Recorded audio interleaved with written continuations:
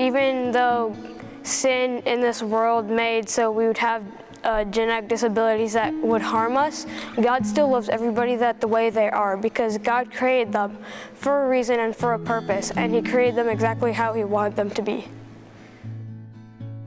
In the genetics unit, the students and I were focusing on zooming into the different levels of genetics, all the way from cells down to the nucleotide bases that are the building blocks to everything.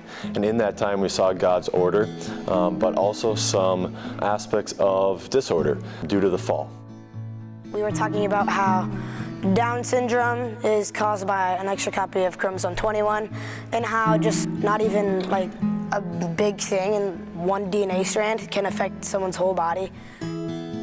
So I gave him a blank piece of paper and said, what can you do with your means and your resources to steward and make caretakers' lives better?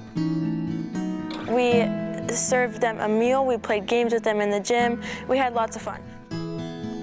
At the event, I learned about someone very special. I learned about Ryan. Somebody I met there was Emma. When I was there, I met a boy named Caden. At the potluck, I met Caden. Someone at the potluck that I met was Caden. He was very funny, and he had a very strong sense of humor. He was always like really happy, and it kind of showed me like even if you have a mutation or something, your life can still be just as good and you can still have just as much fun. I realized like, oh hey, people can have these syndromes, but they're really not that different from us. You always got to look at them, and you have to remember these people are still God's children, so you should still give them the love and the respect that they deserve. I learned that even though we don't have them with us right now, other people will always be with us to help.